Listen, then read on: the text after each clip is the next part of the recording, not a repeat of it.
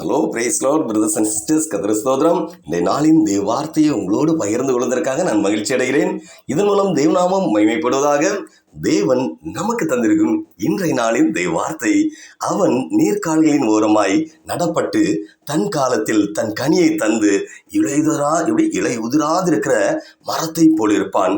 அவன் செய்வதெல்லாம் வாய்க்கும். சங்கீதம் புஸ்தகம் 1வது அதிகாரம் 3வது வசனம். அன்பு தேவ பிள்ளைகளே, தண்ணீர் உள்ள பகுதியில் அதன் கரையில் நிற்கிற மரங்கள் செழித்து காணப்படும். காய்ந்த நிலை இருக்கவே இருக்காது. பசுமையான தோற்றம் இருக்கும். ஏற்ற காலங்களில் கனிகள் உண்டாகும். தேவ பிள்ளையே, இதுவரை நீங்கள் எடுத்த முயற்சிகள் தோல்வியில் முடிந்திருக்கலாம். ஒரு நன்மையான நிகழ்வுகள் உங்கள் வாழ்க்கையில் நடக்காமல் காலங்களை கடந்து கொண்டிருக்கீங்களா? சோர்ந்து போகாதீங்க தேவப்பிள்ளையே, கலங்காதீங்க, கண்ணீர் சிந்தாதீங்க தேவப்பிள்ளைகளே, கவலைப்படாதீங்க. ஏன்னா என் வாழ்க்கை அவ்வளவுதான், நான் செழிக்கவே மாட்டேன். என் வாழ்க்கை அவ்வளவுதான், நான் இனி செழிக்கவே மாட்டேன், நான் ஆசீர்வாதமாக இருக்கவே மாட்டேன். என் வாழ்க்கையே கரடு முரடான வனாந்தரமானது. இதில் எப்படி நான் செழிப்பது, எப்படி ஆசீர்வாதமாக இருப்பது என்று உங்களையே குழப்பாதீங்க. மற்றவர்களே சோர்ந்து போக பண்ணாதீங்க தேவப்பிள்ளையே. உங்கள் வாழ்க்கையில் சூழ்நிலை பாலைவனமாக இருந்தாலும், அல்லேலூயா, அதை சோலைவனமாக உங்க வாழ்க்கை பாலைவனமாக இருந்தாலும் அதை சோலைவனமாக, செழிப்பான இடமாக, ஆசீர்வதிக்கப்பட்ட இடமாக மாற்ற வானத்தின் சிங்காசனம் பூமியின் பாதப்படி என்று உண்டு சொன்ன நம் ஆண்டவராகிய இயேசு கிறிஸ்துவால் என்ன செய்ய முடியும்? உங்க எல்லா பாதையும் செழிப்பாக, ஆசீர்வாதமாக மாற்ற அவரால் தான் முடியும். அல்லேலூயா. தேவப்பிள்ளையே, நீங்க சரியான பாதையில் நடக்கும்போது உங்கள் வாழ்க்கையில் செழிப்பு உள்ளதாக காணப்படும். இலையுதிராது இருக்கிற மரத்தை போல இருப்பீங்க.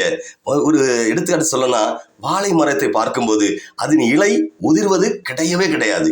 ஆனால் அதன் அருகில் வாழை கன்றுகள் உருவாகும். அதுபோல உங்க ஆசீர்வாதம் தலைமுறையான ஆசீர்வாதங்களை கொண்டு வரும் தேவ பிள்ளைகளே. அல்லேலூயா. நீங்க மட்டும் ஆசீர்வாதமா இருப்பிக்க மாட்டீங்கல்ல, உங்களை போல இல்லை, உங்க சந்ததிகளும் ஆசீர்வாதமாக ஆண்டவர் மாற்றுவார். நீங்க யோசித்து சிந்தித்து பிரயாசப்பட்டு செய்வதை ஆண்டவர் 100க்கு 100 வாய்க்க பண்ணுவார் தேவ பிள்ளைகளே. உங்க சாபத்தை இயேசப்பா மாற்றுவார். நீங்க உண்மையாக ஆண்டவருக்கு பிரியமானவர்களாக நடக்கும்போது நிச்சயம் நீங்க செய்வதெல்லாம் 100க்கு 100 வாய்க்கும். உங்களை செழிக்க செய்து ஆசீர்வதித்து உயர்த்துவார். மனிதர்களுக்கு முன்பாக, மனுஷிகளுக்கு முன்பாக தலை குனிந்து போகாதபடி, இவ்வளவு நாள் தலை குனிந்து போயிருந்தாலும் ஆண்டவர் என்ன செய்வார்? தலை குனிந்து போகாதபடி உதவி செய்வார். உங்களை உயர்த்தி வைப்பார். அல்லேலூயா. தேவப்பிள்ளையே, இனி செழிப்பாக்கும் தேவனிடத்துல ஜெபிப்போமா? எப்படி நம்மளை செழிப்பாக்கும் தேவனிடத்துல ஜெபிக்க போறோம். வாங்க எல்லாரும் முழங்கால் குத்தி ஜெபிங்க. அல்லேலூயா. முழங்கால் அமர்ந்து ஜெபிக்கணும். ஹல்லேலூயா. பரிசுத்த தகப்பனே, பாலைவனமாக இருக்கும் எங்கள் வாழ்க்கையை சோலைவனமாக மாற்றும் எங்கள் அன்பு தகப்பனே, ஆண்டவரே, இரட்சகரே, இயேசப்பா, உமக்கு ஸ்தோத்திரம். ஆண்டவரே, இந்த நேரம் இயேசப்பா, என் மனசாட்சிக்கும் உமக்கும் பயந்து நடக்க இந்த நேரம் இயேசப்பா, என் மனசாட்சிக்கும் உமக்கும் பயந்து நடக்க எனக்கு கற்றுத்தாருங்க ஆண்டவரே. என்னுடைய வறுமையை மாற்றி செழிப்பான இடத்தில் ஆண்டவரே என்னை நடத்துங்க ஆண்டவரே.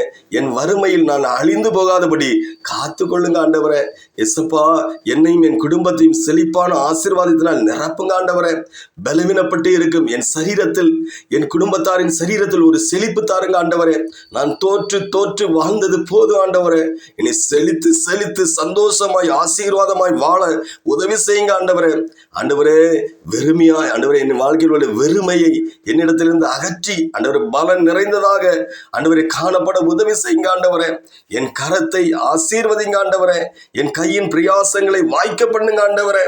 எங்கள் வாழ்க்கையில் உள்ள எல்லா பண நெருக்கடி என்கிற பாலைவனத்தை தாண்டி செழிப்பு என்கிற ஆசீர்வாத தோட்டத்திற்குள்ளே செல்ல எங்களை உதவி செய்யுங்க ஆண்டவரே என்று இந்த நேரம் இந்த செய்தியை கேட்டு ஜெபிக்கும் இவர்களையும் ஒரு குடும்பங்களையும் செழிப்பின் ஆசீர்வாதத்தினால் நிரப்பி ஆசீர்வதிப்பீராக என்று மீட்பர் இயேசுவின் நாமத்தினாலே ஜெபிக்கிறேன்.